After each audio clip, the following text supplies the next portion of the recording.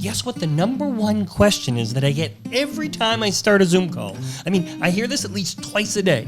And the question is, how do you make your video look so good? I get asked this so many times that I thought I'd put together a little video walking you through the setup. Now, I'll warn you, it's pretty advanced. There's lots of bits and bobs around here.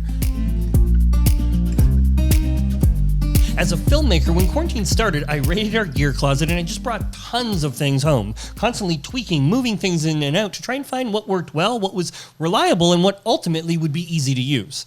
Now, I think through building this at-home setup with the acronym C.A.L.S, because, we're always on calls these days, and that is camera, audio, lighting, and setting.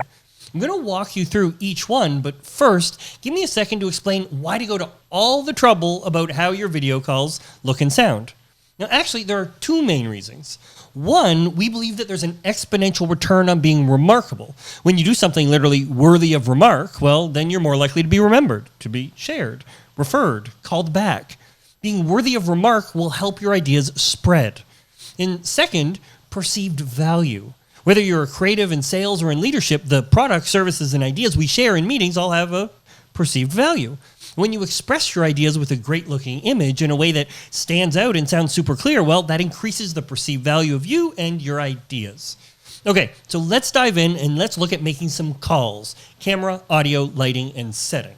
Now, for your camera, you're really going to struggle with a laptop's built-in camera. Now, there are two main reasons for this. One, they have very poor dynamic range, the difference between the light and the dark that it can hold and retain detail in. So you'll lose detail on either your face or in the darker parts of the image. But second, the sensor size is so small that you get this very deep, infinite looking depth of field versus, now over here, I'm using the Fujifilm X-T4 with a 23 1.4 lens. It has fast face tracking autofocus and it allows for that shallow depth of field.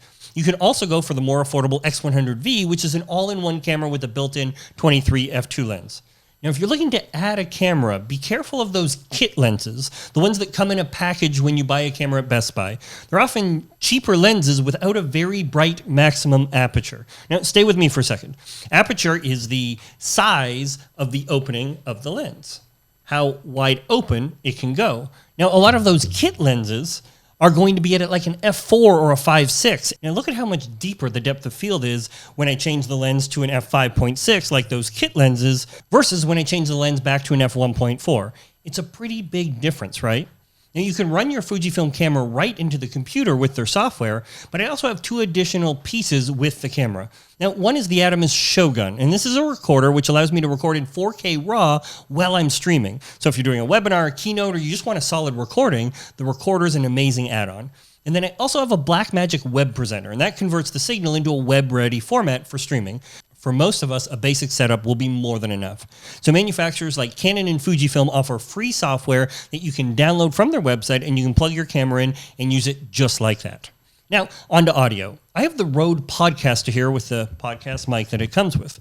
Again, more than what most people need, but it works really well for podcast appearances, to meetings, to webinars that we host. With a setup like this, I get much more noise rejection, so it works really great, even if it's raining outside or somebody's vacuuming in the next room.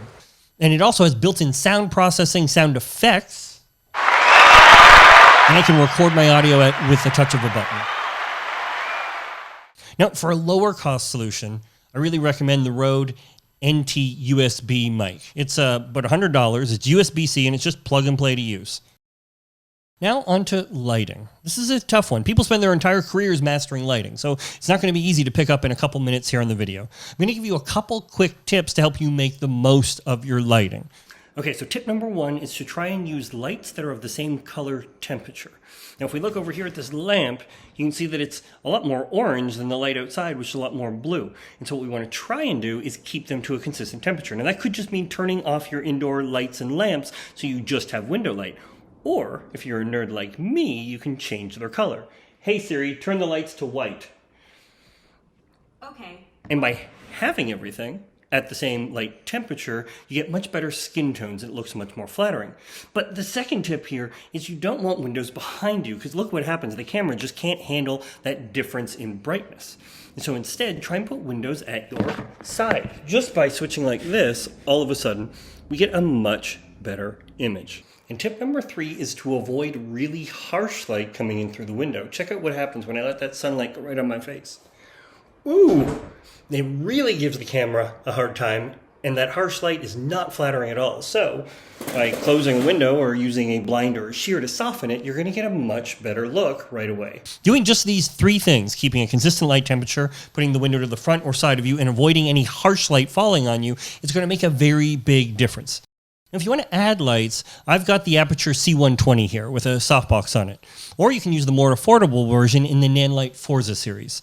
They come with a remote, which is really handy to turn them off and change the intensity. I have one here as a key light and one here on the background. It means that I can create a variety of different looks at any time of the day and in just seconds. Now, you can get a ring light or some cheap LEDs off Amazon for a couple $100s, but remember that a larger light source generally means a softer light, which is what these softboxes do. Now, if you add a light, try placing it at 30 or 45 degrees off to the side of you. If you put it right in front of you, it's going to mean that you have no shape or dimension. Now, the last part of C.A.L.S is S for setting. What context or background do you have? And no, try not to use those Zoom virtual backgrounds. They often hurt way more than they help. Try to avoid windows in your background, and whenever possible, choose objects and a wall that is relevant to you and what you do. Now, one more bonus tip. You can add on a $100 portable prompter to your webcam to make it very quick and easy if you need to record a short script or, say, a part of a speech for making a video for your website.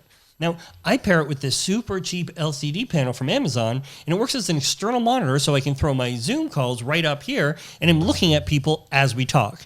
You're going to get far more connection than if you put your camera and your Zoom in different places and you're looking off to the side. Now, there you have it. The C.A.L.S, or the camera, audio, lighting, and setting for a powerful Zoom setup.